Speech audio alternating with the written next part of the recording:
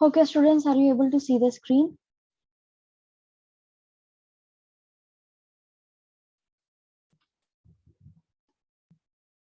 Yes, ma'am. Okay, if you have any problem regarding our previous topics, you can ask me. No, ma'am. No problem. Okay. So we completed the Kitab ul Hind 1.2, and along with it, there is one box named as Hindu. So we will complete this box first.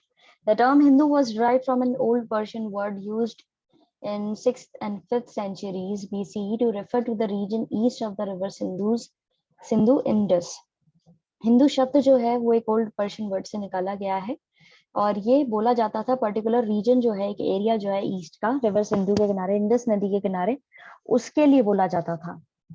The Arabs continued the Persian usage and called this region Al-Hind and its people Hindi. अब यहाँ पे Arabs जब आए थे तो उन्होंने अपना Persian शब्द जो था अल हिंद वही बोला जाता था इस रीजन के लिए और यहाँ के रहने वाले लोगों के लिए बोला जाता था Hindi. Later, the Turks refer to the people east of the Indus as Hindu and their land is Hindustan and their language is Hindvi. अब बाद में जब टर्क से लोग आए, टर्की से लोग आए, ठीक है, तो वो लोग यहाँ के लोगों के लिए जो ईस्ट में इंडस के रहते थे उनके लिए बोलते थे हिंदू, उनके जमीन के लिए बोलते थे हिंदुस्तान और उनकी लैंग्वेज के लिए बोलते थे Hindavi. None of these expressions indicated the religious identity of the people. इनमें से कोई सा भी expression जो है वो उनकी धार्मिक identity नहीं बताता था. It was much later that the term developed religious connotations. और बहुत बाद के समय की बात है कि इन शब्दों को religion से जोड़ करके देखा जाने लगा, जैसे हिंदू, हिंदवी, ये वाली चीजों से. समझ में आया? किसी को कोई दिक्कत?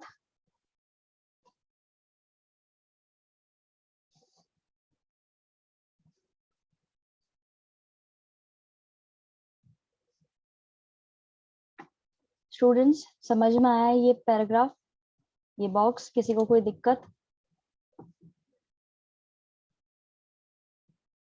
No, ma'am. No problem. Okay.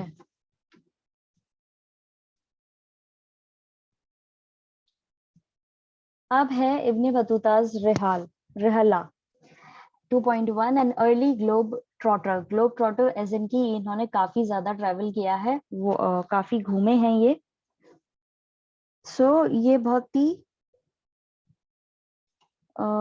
बहुत ही ज्यादा घूमे, तो उन्होंने वर्ल्ड में काफी सारी चीजें देखी, काफी सारे कल्चर्स देखे, काफी जगहों पर ये गए हैं. इनके बारे में पढ़ते हैं.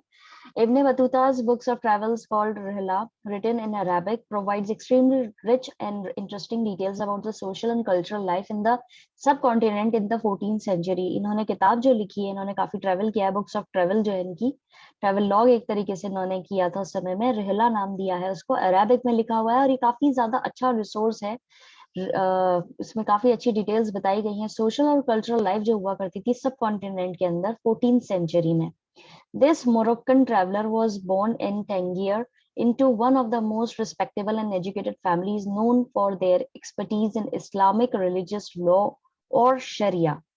ये मोरक्कन ट्रैवलर जो है, ये इनका जन्म हुआ था टेंगियर में, जो एक बहुत ही और टेंगियर एक जगह का नाम है जहाँ पे ये एक बहुत ही रिस्पेक्टेबल और एजुकेटेड फैमिली को बिलोंग करते थे, जो अपने आप में जिनको महारत हासिल थी इस्लामिक रिलीजियस लॉ जो होता है, जो कानून होता है शरिया, उसके बारे में उस फैमिली को ये बिलोंग करते थे.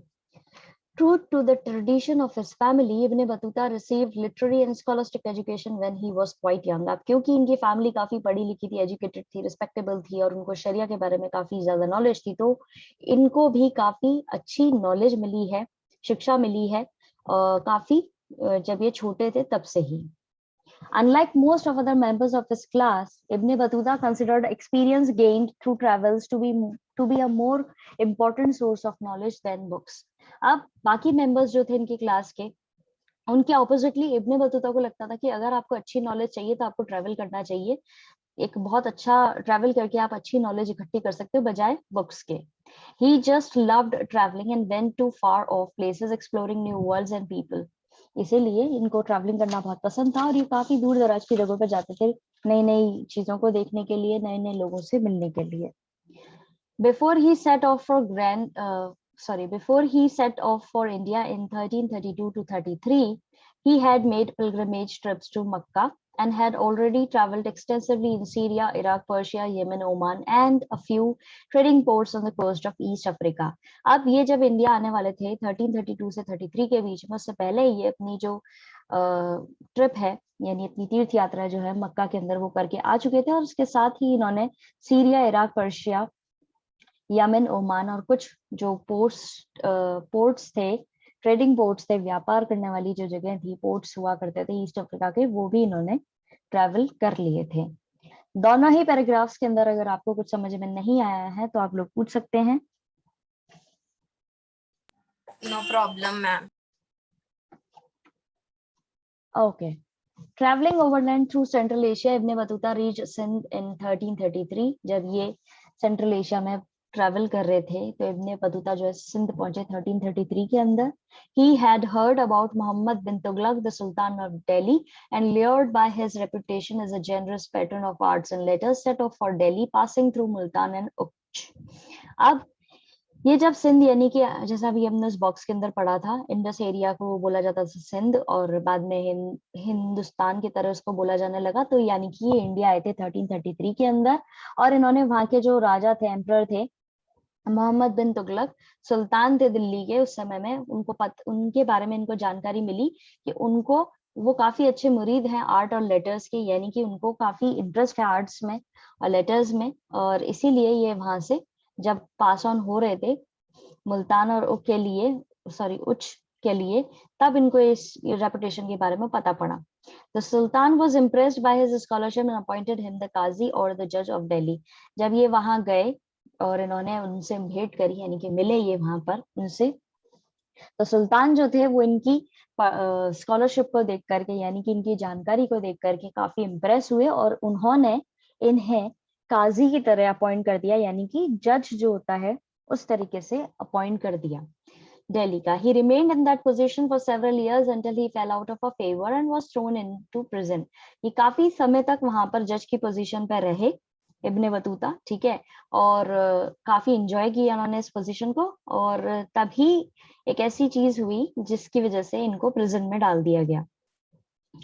Once the misunderstanding between him and the Sultan was cleared, he was restored to imperial service and was ordered in 1342 to proceed to China as the Sultan's envoy to the Mongol ruler.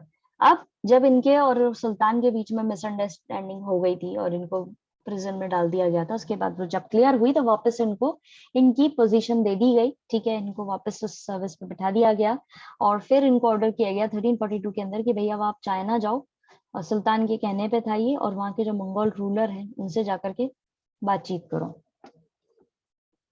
With the new assignment, Ibn Battuta proceeded to Malabar coast through central India. जब इनको नया assignment ये वाला China जाने का मिला तो Ibn Battuta जो है मलाबार कोस्ट से होते हुए जो सेंट्रल इंडिया का है वहां गए, वहां से उन्होंने शुरुआत करी। From Malabar he went to Maldives, फिर ये मालदीव्स गए, ठीक है, where he stayed for 18 months as the qazi, और वहां पे उन्होंने जज की तरह काम किया, वही काजी की तरह 18 महीने तक, but eventually decided to proceed to Sri Lanka, फिर उसके बाद ये श्रीलंका चले गए। He then went back once more to the Malabar coast, फिर उसके बाद में वापस श्रीलंका से मलाबार कोस्ट गए, फिर then in the Maldives and before resuming his mission to China visited Bengal and Assam as well. पहले ये मालाबार कोस्ट गए, फिर उसके बाद ये श्रीलंका गए, पहले ये गए मालाबार कोस्ट, फिर ये गए मालदीव, फिर ये गए श्रीलंका, फिर वापस से मालाबार कोस्ट, फिर वापस से मालदीव, फिर उसके बाद में जब ये चाइना जा रहे थे तो बीच में वापस से बंगाल और असम गए। He took a ship to Sumatra from there another ship for the Chinese port town of Zaitun now known as Guangzhou, और फिर उसके बाद में इन्होंने एक शिप लिया जो सुमत्रा से इन्होंने शिप लिया था, और उसके बाद में ये चाइनीज पोर्ट टाउन जो था जैतून, उस समय में जैतून के नाम से जाना जाता था, आज के नाम से क्वांगझोउ के नाम से जाना जाता है। He traveled extensively in China, going as far as Beijing, but did not stay for long, decided to return home in 1347. इन्होंने काफी ज्यादा यात्राएं करी हैं चाइना के अंदर भी, जितना दूर हो सके ये बीजिंग भी गए, पर ये ज्यादा समय तक वहां पे नहीं रुके और इन्होंने वापस घर आने की सोची 1347 के अंदर। His account is often compared with that of Marco Polo, who visited China and also India from his home base in Venice in the late 13th century. अब इन्होंने जो भी रिपोर्ट तैयार करी है, जिनकी जो भी इन्होंने लिखा झुका लिखा, वो कंपेयर किया जाता है मार्को पोलो के लिखे झुके से, यानी कि उनके अकाउंट से, जिन्होंने खुद ने भी विजिट किया था चाइना और इंडिया भी विजिट किया था, जो आए थे वेनिस से, इटली के अंदर है ये, 13th सेंचुरी के अंदर। समझ में आया इन दोनों ही पैराग्राफ्स में? किसी को कोई दिक्कत तो पूछ सकते हैं आप लोग। No, ma'am. What about others?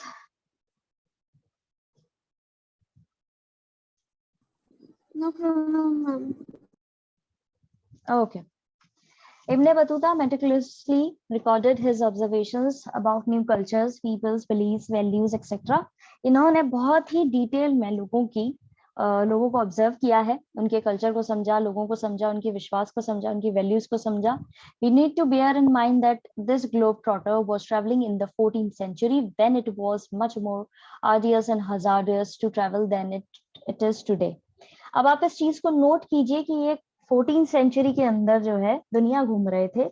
उस समय में ये दुनिया घूमना, ट्रैवल करना बहुत ज्यादा खतरनाक हुआ करता था, काफी जोखिम भरा हुआ करता था, जितना कि आज है उससे कम है। यानी कि आज तो आप इजीली एक जगह से दूसरी जगह ट्रैवल कर सकते हो, लेकिन उस जमाने में ट्रैवल करने में बहुत ज्यादा दिक्कतें आती थी, बहुत ज्यादा मुश्किलें आती थी। उसके बावजूद भी ये एंजॉय करते थे उस चीज को। According to Ibn Battuta, it took 40 days to travel from Multan to Delhi and about 50 days from Sindh to Delhi. अब इनके अनुसार इनको 40 दिन लगे थे मुल्तान से दिल्ली पहुंचने में और 50 दिन लगे थे सिंध से दिल्ली पहुंचने में। The distance from Daulatabad to Delhi was covered in 40 days. और जो दौलताबाद था वहां से दिल्ली पहुंचने में इनको 40 days लगे, while that from Gwalior to Delhi took 10 days. और ग्वालियर से दिल्ली आने में 10 दिन लगे। तो बेसिकली जो है इन्होंने जो भी जगह ट्रैवल करी है वो उन्होंने कितने दिन में ट्रैवल करी है वो बताया गया है यहाँ पे, ठीक है। The traveling was also more insecure. Ibn Battuta was attacked by bands of robbers several times. अब ये कैसे इनसिक्योर थी, कैसे सेफ्टी नहीं थी इन ट्रैवलिंग में, वो ये कि भाई जैसे हमने ऊपर पढ़ा कि आज के जमाने में तो सेफ है, पहले नहीं था। उसमें जब ये ट्रैवल किया करते थे तो कई बार इनको जो लुटेरे होते हैं वो लूट लिया करते थे, ठीक है। इन पे कई बार अटैक भी हुए हैं। In fact, he preferred traveling in a caravan along with companions, but this did not deter highway robbers. In fact इसके बावजूद भी ये कारवां में जो है ट्रैवल किया करते थे, यानी कई सारे लोगों के साथ में ये ट्रैवल किया करते थे, कई सारे साथियों के साथ में। उसके बावजूद भी ये रॉबर्स जो है इनको नहीं छोड़ते थे। While traveling from Multan to Delhi, for instance, his caravan was attacked and many of his fellow travelers lost their lives. आप जब ये ट्रैवल कर रहे थे मुल्तान से दिल्ली, तब इनके कारवां पे अटैक किया गया, ठीक है, और कई सारे इनके जो साथी थे उनको अपनी जान गंवानी पड़ी। Those travelers who survived, including Ibn Battuta, were severely wounded. और जितने भी ट्रैवलर्स थे जो सरवाइव कर पाए उनमें से इब्न बतूता भी थे, और इनको भी काफी ज्यादा चोटें लगी थी, इनके भी काफी ज्यादा घाव थे उस समय में। समझ में आया दोनों ही पैराग्राफ्स में? किसी को कोई दिक्कत तो आप लोग पूछ सकते हैं। No problem. Okay.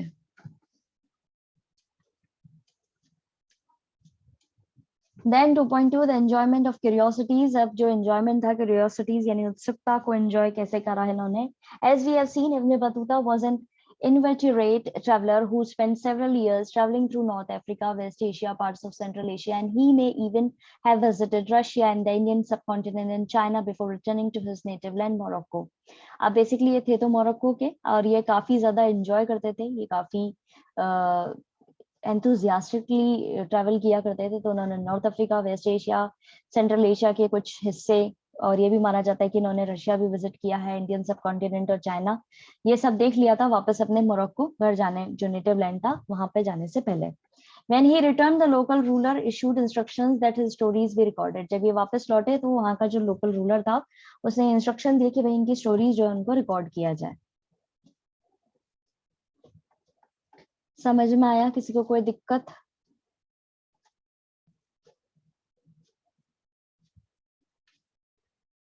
No, ma'am. No problem. Okay, in the footsteps of Ibn Battuta, अब इनके ही पद चिन्हों पे चले हैं कुछ लोग, ऐसा ये समझ आ रहा है टाइटल से। In the centuries between 1400 and 1800 visitors to India wrote a number of travelogues in Persian. 14 से 18 सेंचुरी के बीच में काफी सारे लोग इंडिया आए और उन्होंने काफी सारे ट्रेवलॉग्स जो है लिखे पर्शियन में। At the same time Indian visitors to Central Asia, Iran and the Ottoman Empire also sometimes wrote about their experiences. इतने ही जो भी इंडियन विजिटर्स थे जो सेंट्रल एशिया गए, ईरान गए, ओटोमन एम्पायर गए, उन्होंने अपने एक्सपीरियंसेस लिखे हैं. These writers followed in the footsteps of Al-Biruni and Ibn Battuta and sometimes read these earlier authors. और ये सारे जितने भी राइटर्स थे जो लिख रहे थे, ये सब उन्हीं चीजों को फॉलो कर रहे थे, उसी रास्ते को फॉलो कर रहे थे जो अल बरूनी और इब्न बतूता ने फॉलो किया था, यानी कि जो रिकॉर्ड किया जा रही थी चीजें उसी तरीके से ये भी लिखते थे इनसे पहले के जो ये ऑथर्स हैं. Among the best known of these writers were Abdur Razzaq Samarkandi, who visited South India in the 1440s, Mahmud Wali Balkhi, who travelled very widely in the 1620s, and Sheikh Ali Hazan, who came to North India in 1740s. Some of these authors were fascinated by India, and one of them, Mahmud Balkhi, even became a sort of sannyasi for a time. अब जो भी लोग आए उनमें famous writers रहे हैं अब्दुल रज़ाक समरकांदी जो south India आए थे 1440s में, महमूद वली बल्कि जिन्होंने ट्रैवल किया 1620 के अंदर, शेख अली हसन जो है वो आए थे नॉर्थ इंडिया में 1740s के अंदर. और इनमें से कुछ ऑथर्स जो थे वो इतने ज्यादा अभिभूत हो गए थे इंडिया को देख करके कि इनमें से महमूद बल्कि जो है वो कुछ समय के लिए सन्यासी की तरह भी रहे. Others, such as Hazin, were disappointed and even disgusted with India, where they expected to receive a red carpet treatment. Most of them saw India as a land of wonders. अब कुछ ऐसे राइटर्स भी थे जो बहुत ज्यादा disgusted feel कर रहे थे, जिनको अच्छा नहीं लग रहा था, जो डिसअपॉइंटेड फील कर रहे थे इंडिया में, क्योंकि वो उम्मीद कर रहे थे कि उनको रेड कार्पेट वाला ट्रीटमेंट मिलेगा, उनको बहुत शाही ट्रीटमेंट मिलेगा, जबकि अधिकतर इंडिया जो है बाकी जो थे उन्होंने इंडिया को ऐसा देखा as a land of wonders की यहाँ पे काफी अच्छे अच्छे वंडर्स हैं. फिगर 5.5 के अंदर 18 सेंचुरी पेंटिंग दिखाई गई है, डिपिक्ट कर रही है ट्रैवलर्स जो इकट्ठे हुए हैं कैंप फायर के चारों तरफ. समझ में आया? किसी को कोई दिक्कत?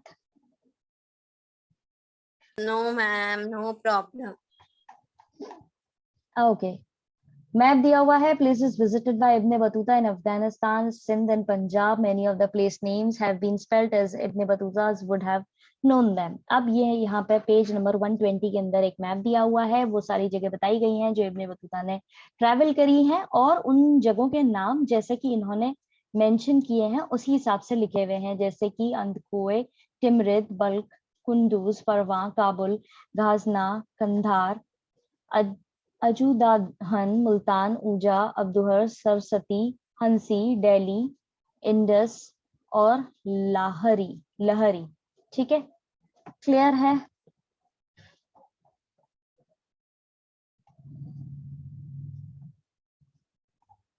Yes, ma'am. ओके, यहाँ पे फिगर 5.4 के ऊपर एक boat carrying passengers terracotta sculpture दिया गया है जो कि एक टेंपल है बंगाल के अंदर, उसमें लगा हुआ है कि यहाँ पर ट्रैवलर्स जो है शिप में ट्रैवल कर रहे हैं. ठीक है. इससे ऊपर फिगर 5.3 के अंदर रॉबर्स जो है अटैक कर रहे हैं ट्रैवलर्स पे. एक 16th सेंचुरी मुगल पेंटिंग है ये. ठीक है, ट्रैवलर्स पे किस तरह इन्होंने अटैक किया है वो रिप्रेजेंट किया गया है. ओके, अब आगे बढ़ते हैं.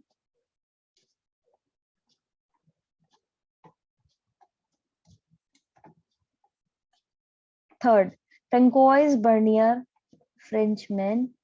फिगर 5.6 के अंदर पेंटिंग दिखाई गई है कि बर्नियर जो यूरोपियन कपड़ों में बैठे हुए हैं. ठीक है. Once the Portuguese arrived in India in about 1500, a number of them wrote detailed accounts regarding Indian social customs and religious practices. 15th century के अंदर जब पोर्चुगीज इंडिया आए तो उन्होंने डिटेल में लिखा यहाँ के कस्टम्स के बारे में और रिलीजियस प्रैक्टिसेस के बारे में. A few of them, such as the Jesuit Roberto Nobili, even translated Indian text into European languages. और इनमें ही एक व्यक्ति जो थे जेसुट रोबर्टो नोबेली, इन्होंने तो यहाँ का जो इंडियन टेक्स्ट है उसको यूरोपियन लैंग्वेज में भी ट्रांसलेट किया है. Among the best known is the Portuguese writers in Duarte Barbosa, who wrote a detailed account of trade and society in South India. अब इनमें से ही एक बेस्ट नोन चीज जो थी पोर्चुगीज राइटर के द्वारा लिखी हुई थी, डुआर्टे बारबोसा, जिन्होंने डिटेल अकाउंट लिखा है किस तरीके से व्यापार होता है साउथ इंडिया के अंदर और किस तरह का समाज है वहां पर, उसके बारे में इन्होंने डिटेल में लिखा है. Later, after 1600, we found growing numbers of Dutch, English and French travelers coming to India. 16th century के अंदर बहुत सारी जगहों से लोग आए हैं यहाँ पे. डच, इंग्लिश और फ्रेंच ट्रेवलर्स इंडिया आए हैं. One of the most famous was the French jeweler John Baptiste Tavernier, who traveled to India at least 6 times. इनमें से बहुत ही फेमस एक फ्रेंच ज्वेलर रहे हैं. ठीक है, अगर अमेरिकन उसमें पढ़ा जाए तो उस चीज को पढ़ा जाएगा जॉन बैप्टाइस्ट, और अगर फ्रेंच उसमें पढ़ा जाए, ब्रिटिश उसमें पढ़ा जाए तो उस चीज को पढ़ा जाएगा जीन बैप्टाइस्ट ट्रेवरनियर. ठीक है, जो इंडिया आए करीब 6 बार. He was particularly fascinated with the trading conditions in India, और वो बहुत ज्यादा fascinated थे जो यहाँ पे व्यापार की कंडीशंस थी उसको देख करके. And compared India to Iran and the Ottoman Empire. उन्होंने कंपेयर करा इंडिया के ट्रेडिंग कल्चर को, यहाँ की कंडीशंस को ईरान और ओटोमन एम्पायर से. Some of these travelers, like the Italian doctor Manucci, never returned to Europe and settled down in India. इनमें से कुछ ऐसे ट्रेवलर्स भी थे जो कभी वापस लौटे ही नहीं. उनमें से नाम दिया गया है एक इटालियन डॉक्टर मेनुची का. ठीक है, जो कभी यूरोप वापस लौटे ही नहीं और यहीं सेटल डाउन हो गए. दोनों ही पैराग्राफ्स के अंदर अगर कोई चीज समझ में नहीं आई है तो आप लोग पूछ सकते हैं. No, ma'am, no problem. Okay, Francois Bernier एक फ्रेंचमैन थे जो कि एक डॉक्टर थे और पॉलिटिकल फिलोसोफर थे और एक हिस्टोरियन भी थे. Francois Bernier, a Frenchman, was a doctor, political philosopher, and a historian. Like many others, he came to Mughal Empire in search of opportunities. और बाकियों की तरह ये भी कुछ मौकों की तलाश में आए थे मुगल एम्पायर के रूल के दौरान. He was in India for 12 years. 12 साल ये रहे, from 1656 to 1668, and was closely associated with the Mughal court. और ये काफी जुड़े हुए थे मुगल कोर्ट से. And a physician to Prince Dara Shikoh, and the eldest son of Emperor Shahjahan. Shahjahan के जो बड़े बेटे थे दारा शुको, उनसे काफी जुड़े हुए थे, उनके फिजिशियन के तौर पे थे, डॉक्टर के तौर पे थे. And later as an intellectual and scientist with Danishmand Khan, an Armenian noble और एट द मुगल कोर्ट. और बाद में ये जुड़ाव जो है इनका एक बुद्धिजीवी और एक साइंटिस्ट के तौर पे हुआ दानिशमंद खान के तौर पे, जो एक आर्मेनियन नोबल थे मुगल कोर्ट के. समझ में आया? अगर आपको दिक्कत आई है तो आप लोग पूछ सकते हैं. No, ma'am, no problem. Okay, so that's it for today. आज हम इतना ही करेंगे. Please collect up your problems related to this topic for tomorrow's class. We'll discuss all of your problems in tomorrow's class. Have a nice day ahead. God bless you all.